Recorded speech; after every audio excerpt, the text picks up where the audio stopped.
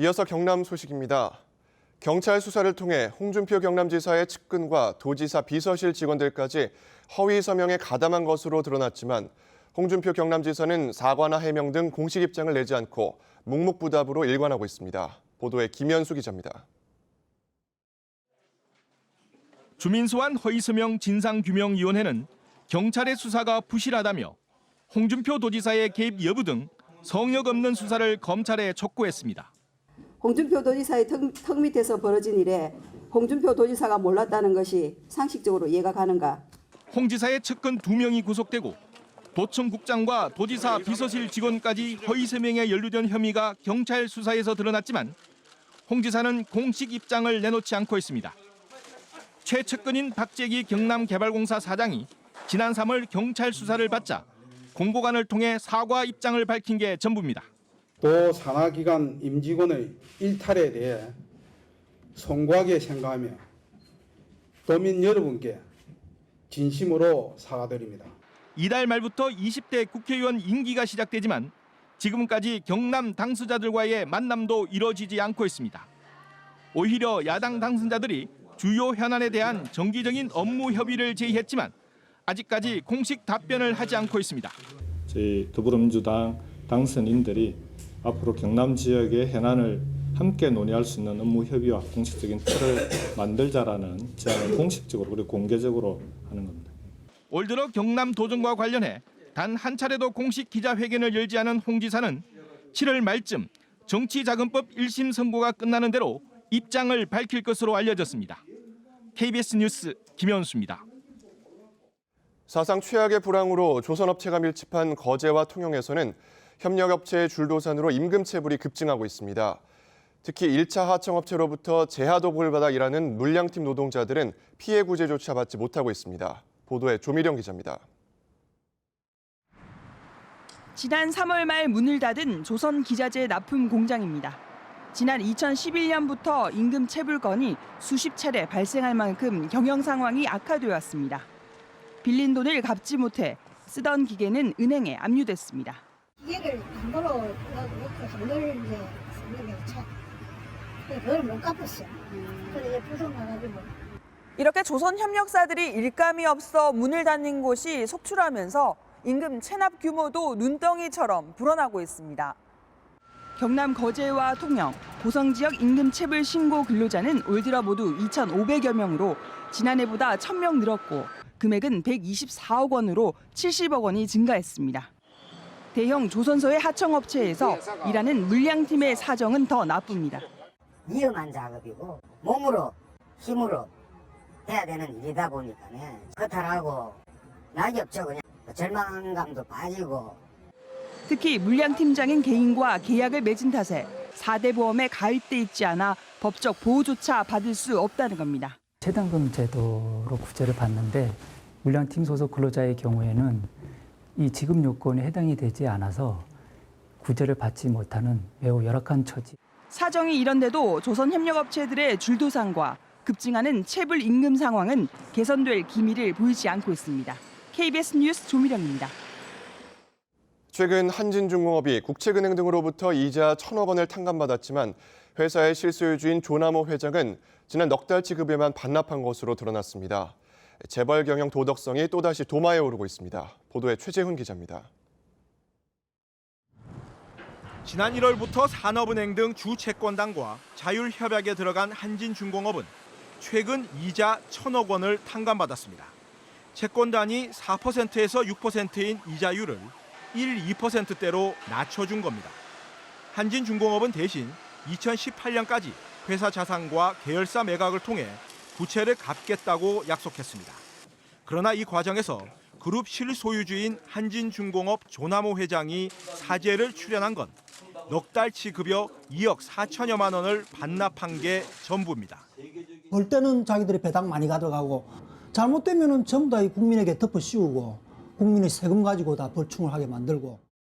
조남호 회장은 한진중공업이 적자일 때도 지주회사인 한진중공업 홀딩스를 통해 막대한 현금 배당을 받았습니다. 한진중공업은 지난 2010년부터 2014년까지 대부분 해마다 많게는 2,900여 원까지 적자를 냈습니다. 그러나 조 회장은 지난 2013년까지 지주회사를 통해 해마다 20여 원에서 30억 원이 넘는 현금 배당을 받았습니다. 지난 2010년 직원 400명을 정리해고했을 때도 예외는 아니었습니다. 산업은행이 1,000억이라는 이자를 탕감해준다는 것은 이제 결과적으로는 국민의 세금이 들어가는 거거든요. 그런데 그에 대해서 대주주는 사실 지금 아무런 부담을 안 준다는. 국책은행인 산업은행이 탕감해준 이자 1,000억 원이 국민의 돈으로 재벌 부담만 덜어주는 게 아닌지 우려됩니다. KBS 뉴스 최재훈입니다. 마산 동부경찰서는 마사지 업소를 운영하며 태국 여성들의 성매매를 알선한 혐의로 업주 48살 신모 씨 등 8명을 검거했습니다. 신 씨 등은 창원시 마산하포구 합성동에서 마사지 업소를 운영하며 관광 비자로 입국한 태국 여성 6명의 성매매를 알선한 혐의를 받고 있습니다. 경찰은 성매매를 한 태국 여성들을 출입국 관리소에 인계했습니다. 한국토지주택공사 LH가 진주시 가자동 임대주택에서 재난 대응 안전한국 훈련을 위한 화재 대피 훈련을 했습니다. 이번 훈련은 아파트 7층에서 불이 난 상황을 가정해 화재 신고와 진압, 주민 구출 상황 등을 점검했습니다. 재난 대응 안전한국 훈련은 국민안전처 출범 이후 국가적 재난 대응 체계를 점검하는 것입니다. 하동 야생차 문화축제가 어느덧 성년인 20주년을 맞았습니다. 국내 최고의 녹차 축제를 넘어서 세계적인 글로벌 축제로 도약하기 위한 야생차 축제 현장을 최세진 기자가 다녀왔습니다. 산등성이마다 푸른 실록을 머금은 야생차 나무가 구름같이 피어올랐습니다. 1300여 년 전 당나라에서 처음 차씨를 가져온 신라시대 대렴공에게 바치는 헌다레로 야생차 축제에 막이 오릅니다. 지난해 국가 중요 농업유산으로 지정된 하동 야생차.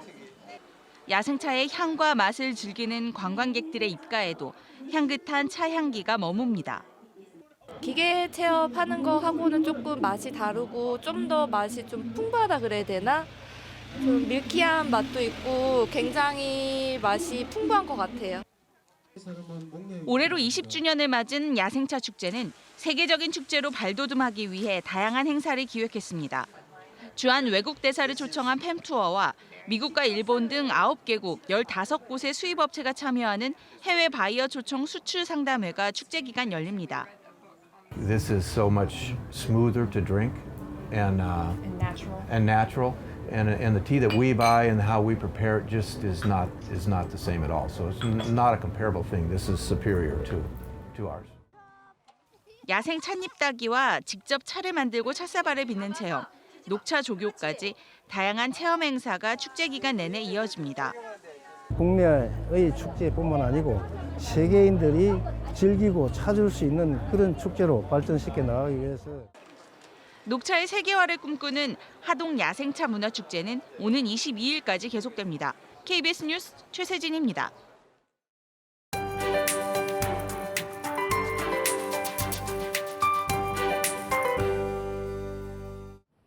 요 며칠 여름 기온이 물씬 나고 있습니다. 벌써 여름의 두 번째 절기 소만을 맞았고요. 7월 하순에 날씨가 이어지겠습니다. 주말까지 한여름 더위가 예상되는데요.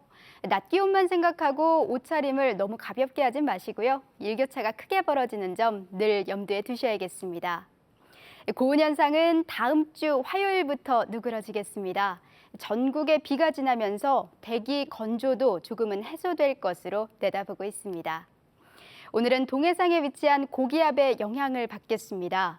전국에 맑은 하늘이 드러나면서 볕을 가려줄 구름량이 적은 모습인데요. 자외선 지수는 매우 높음 단계까지 오르겠습니다. 현재 기온 살펴보면 창원 16도를 가리키면서 어제 같은 시각과 비슷하게 출발합니다. 한낮엔 김해 29도, 함안과 밀양 30도까지 올라 예년 기온을 4, 5도가량 웃돌겠습니다. 서부 지역도 현재 동풍이 불어들고 있고요. 낮 기온은 지금보다 2배 이상 오르겠습니다. 산청과 진주 29도, 합천은 30도까지 올라 어제만큼 더울 것으로 내다보고 있습니다. 바다의 물결은 0.5에서 최고 2m로 먼 바다에서 조금 높게 일겠습니다. 기상정보였습니다. 거제시는 지역의 절대 농지 중 5.4%인 133헥타르를 개발이 가능한 토지로 변경하거나 해제할 계획입니다. 함안군 가야읍 치가지 우회도로의 진출입로 공사가 마무리돼 시가지 교통체증 등이 대폭 줄어들 전망입니다. 하동군 지리산 화계동에 시와 사진, 서각 등 문화예술품이 전시되는 흔적 문화갤러리가 문을 열었습니다. 밀양시는 58회 밀양아리랑 대축제 기간인 오늘부터 사흘 동안 은어 맨손잡기 체험 행사를 개최합니다. 경상남도는 올해 10월 말까지 우천대마다 25개 반, 50명의 단속반을 투입하여 경남 12,000여 개의 수질오염 배출 사업장을 특별 지도 점검하기로 했습니다. 경상남도는 지난달부터 시군 합동 단속반과 함께 4차례에 걸쳐 우천대 311개 사업장에 대한 특별 점검을 실시해 19개 사업장에서 환경법규 위반 사항을 적발했습니다. 경남의 농산물 직거래 활성화를 위한 조례 제정이 추진됩니다. 경남도의회 양혜영 의원은 이 조례가 제정되면 지역 농산물 이용과 농산물 직거래에 대한 지원 체계를 확립해서 다양한 농산물을 안정적으로 공급할 수 있는 제도적 기반이 마련될 것이라고 밝혔습니다.